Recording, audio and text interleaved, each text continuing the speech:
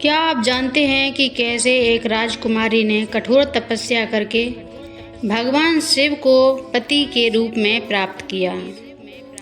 कैसे प्रेम, त्याग और समर्पण की यह कहानी आज भी हमें प्रेरणा देती है।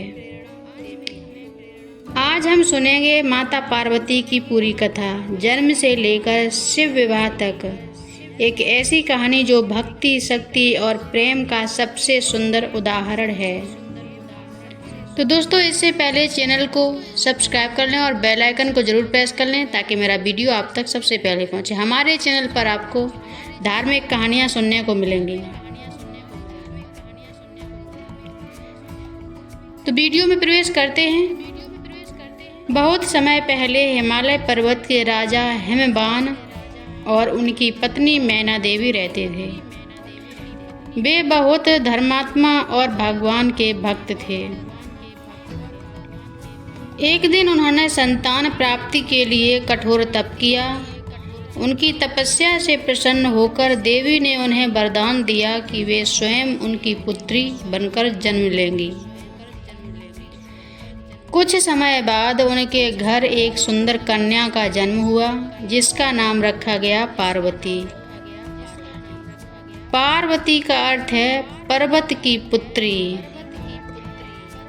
बचपन से ही पार्वती बहुत ही बुद्धिमान, दयालु और दिव्य गुणों से युक्त थी। लेकिन उनके मन में हमेशा एक ही भावना थी, भगवान शिव के प्रति अटूट प्रेम और भक्ति। जब पार्वती छोटी थीं तब ऋषि नारद उनके घर आए। उन्होंने पार्वती की कुंडली देखकर बताया कि उनका विवाह स्वयं भगवान शिव से होगा। यह सुनकर पार्वती बहुत प्रसन्न हुई, लेकिन नारद जी ने यह भी बताया कि शिव जी को पाना आसान नहीं होगा। भगवान शिव उस समय गहन तपस्या में लीन थे और संसार से पूरी तरह अलग थे। उनका स्वभाव बहुत कठोर और बैरागी था। लेकिन पार्वती ने मन ही मन निश्चय कर लिया कि मैं शिव जी को अपना बनाकर ही रहूंगी, चाहे इसके लिए मुझे कितनी भी तपस्या करनी पड़े। पार्वती ने भगवान शिव को पाने के लिए घोर तपस्या शुरू की। शुरुआत में उन्होंने फल और फूल खाकर जीवन बिताया, फिर उन्होंने केवल पत्तों पर रहना शुरू कर दिया और अंत में उन्होंने भोजन और जल तक त्याग दिया। उनकी यह तपस्या वर्षों तक चलती रही। देवता भी उनकी इस तपस्या को देखकर आश्चर्यचकित थे। इंद्र और अन्य देवताओं ने उनकी परीक्षा लेने के लिए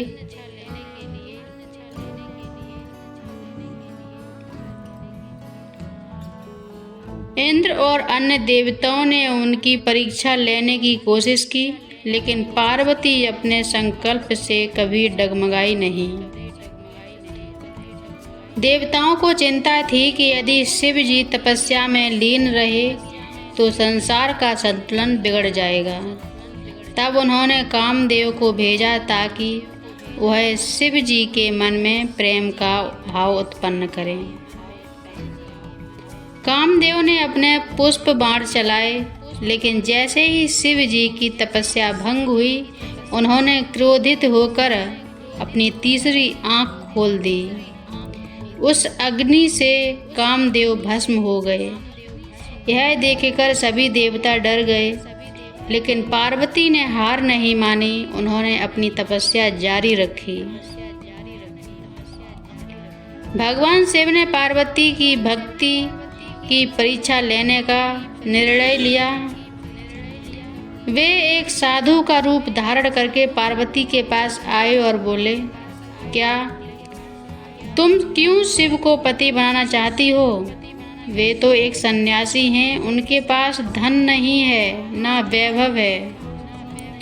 पार्वती ने शांत स्वर में उत्तर दिया, मेरे लिए शिव ही सर्वश्रेष्ठ हैं। मैं उन्हें ही अपना पति मानती हूँ। यह सुनकर शिवजी बहुत प्रसन्न हुए। आखिरकार भगवान शिव ने पार्वती की भक्ति स्वीकार कर ली। फिर हुआ सबसे भव्य विवाह, शिव और पार्वती जी का विवाह।